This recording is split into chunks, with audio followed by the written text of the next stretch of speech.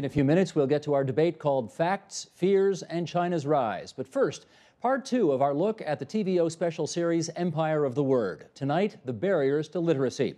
And joining us now on the line from Montreal, Mark Johnston. He is director and executive producer of the documentary series Empire of the Word. Mark, it's good to have you on the line tonight. How are you?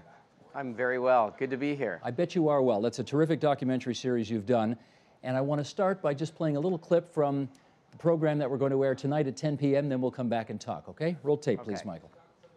If there was one word that comes to mind when I think about people developing their literacy skills, it's the word empowerment. When people are able to read for themselves, write for themselves, and make decisions, it seems to give them the strength to then take on the world. That's what excites me. I'm going to accomplish what my goal is, to prove to my family that I'm somebody. I'm not just some piece of trash out there. I'm somebody, and I'm going to prove it to everybody. That's Barbara Taylor, and we're going to we will talk about her story a little bit later in our discussion. But just off the top, for those who haven't heard or seen the first part that aired last week, how would you describe what your series is all about? I think the series is about one important idea at the root of it all, and that's that every reader should have the right to read whatever they want. I mean, I think that was the objective that I had more than 8 years ago when we started this journey, is that we wanted to make something that looked at how reading impacted us through history, but how through history readers have struggled to be free to read. Why do you have a particular connection personally to this subject matter? Well, almost all of us read, but at the same time, Alberto Mangal, who is the host and narrator of the series, was an instructor of mine at York University 27 years ago. And we became friends, and you know, his being one of the world's great readers inspired me to start a journey that brought me to this series. And he does a wonderful job narrating it, I must say as well. People seem, I think most people anyway, who read, take it for granted that they can read. Why do you think that is? Well, I think because once you learn to read, it seems to be something that once the brain learns how to read, it seems to be natural. But it's not natural. It's something we have to force ourselves to do, to force our brains to do. So I think because it's so much work in the early stages of our lives, I think because it becomes so natural, we take it for granted.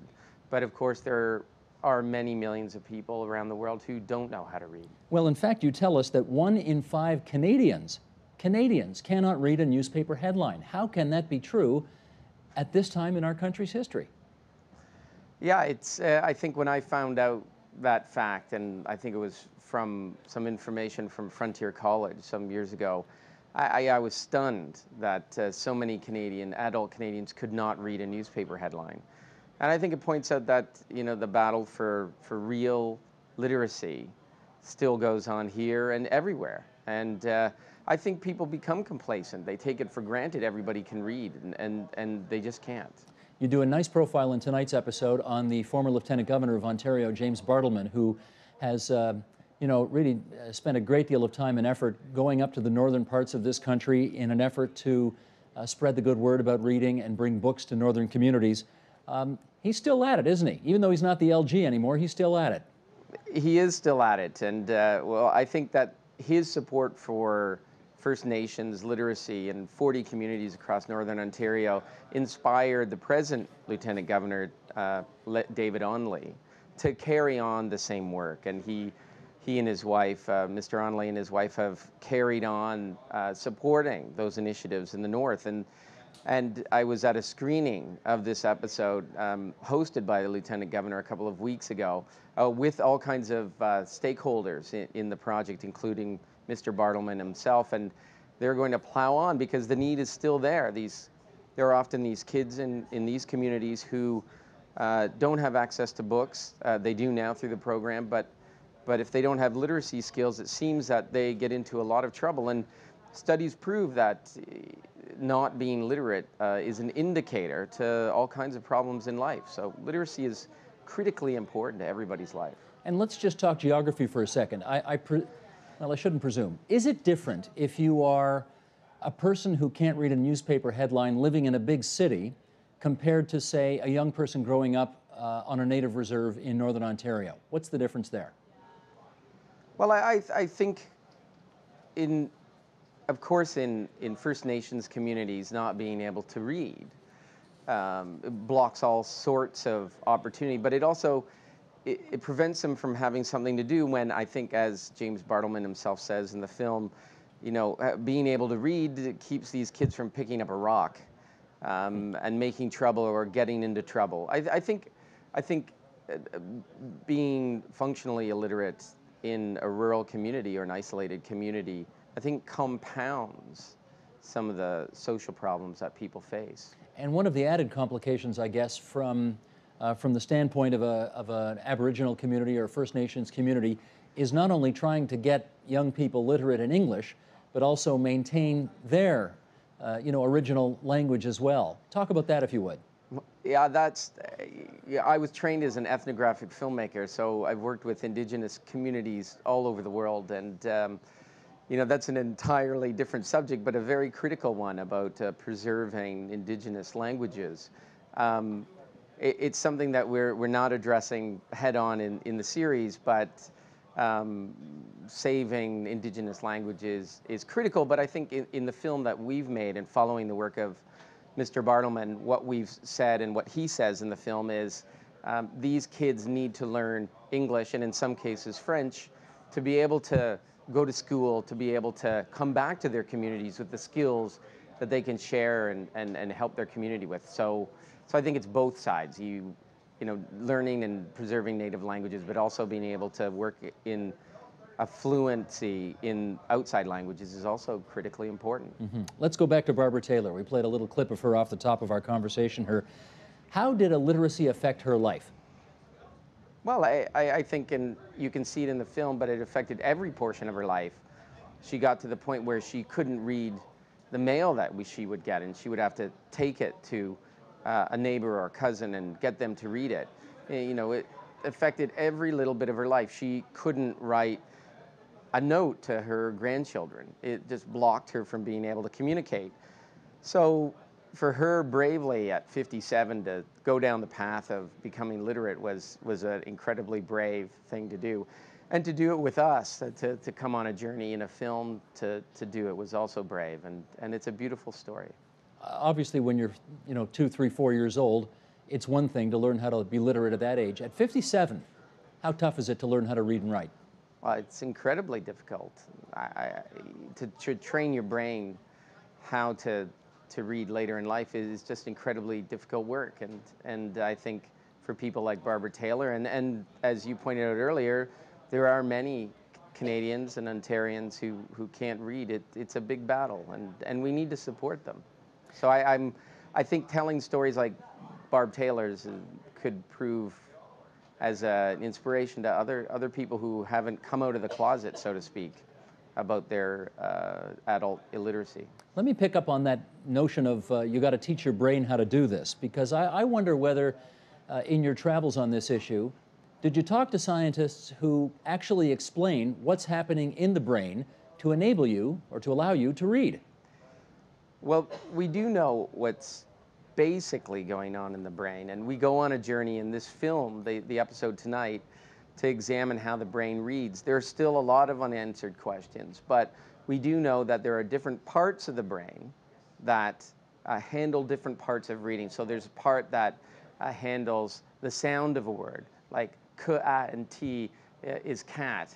And then in another part of the brain, there's the idea of what a cat is, and then the sound is connected to that. And another portion of the brain handles yet another element of understanding the word. So you have a number of elements in the brain that are connected. But what happens is that when any one of those parts of the brain is cut or blocked in some way, then reading can break down. And we don't yet understand exactly how all these parts of the brain work together. We know they're connected, but I think what the big journey now for science is, how do these things get connected? Exactly what's going on. We still don't know exactly what's going on. Okay, that's science today. Let me take you back to science 200 or 300 years ago, when I gather they were debating whether reading was beneficial or harmful to your health. Describe that for us, if you would.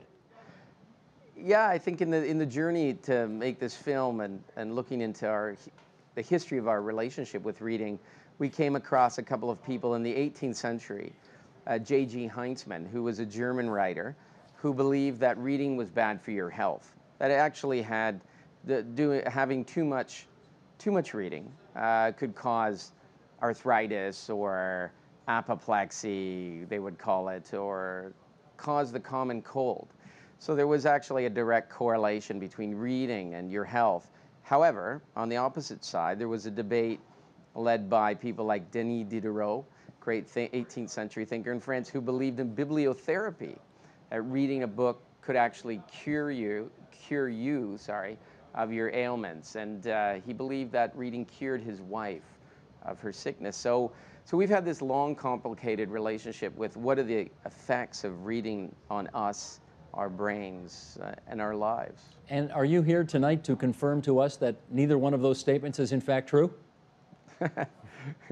I suppose I would believe Diderot a little more than Heinzmann, that it's probably better for you than worse for you. Gotcha. That seems very clear. Okay. Let's play another clip from the piece tonight. Here's Howard Engel, who's got an amazing story, a man who simply forgot how to read. Roll tape, please. I walked down the stairs, opened the front door, picked up the newspaper on the step, and when I opened it up and looked at it, it seemed to be written in Serbo-Croatian or Cyrillic or something that was foreign. I looked at the inside pages, and they were in the same kind of language. The letters were not the customary letters that I'm familiar with. Mark, what happened to him? Well, Howard Engel is a novelist who lives in Toronto, mystery writer known around the world. And one night he went to sleep and woke up in the morning and found that the newspaper on his front doorstep seemed to be written in Serbo-Croatian or something, a Cyrillic language. And bit by bit, he went through the house and looked at all of his books and found out that they all looked like that. And what had happened is he'd had a stroke. So one of those pathways in the brain had become cut off. But what was amazing about it, and why doctors like Dr. Oliver Sacks and others have studied him, is that he could write. So he could still compose prose for his novels, but he can't read. And that mystery of what happened in his brain is to this day something that they're still trying to unravel. Is he recovering? He's much recovered. In fact, he can read, but I would say that he has others still help him read, whether it's his books or a newspaper, because I think he said himself it would take him 2 hours to read a paragraph in a newspaper nowadays. So he's improved, but it's still a problem. Okay, more on him in tonight's episode. Then, of course, we're going to be playing episodes 3 and 4 over the next 2 Wednesdays, 10 p.m. both times. Give us a sneak peek of what we can look forward to in weeks 3 and 4. Well, I think week 3 is really the climax of the series. It's about forbidden reading. It's the history of censorship, taking us right up to the present day, and with banned writers or writers that are living in hiding that we filmed around the world, whose writing has caused them to have fatwas or other threats made against them. So that history of censorship is something I think everybody will enjoy. And the last episode is about the future of reading. So it's really about the technologies around reading, where we're going with reading. We go to Japan. Cell phone novels are the biggest rage there at the moment. Google and digitization. It really looks at how reading's changing and where we might end up in terms of reading in the future. It's been a great series, Mark. Congratulations on getting it done, and thanks so much for joining us on TVO tonight. Thanks so much.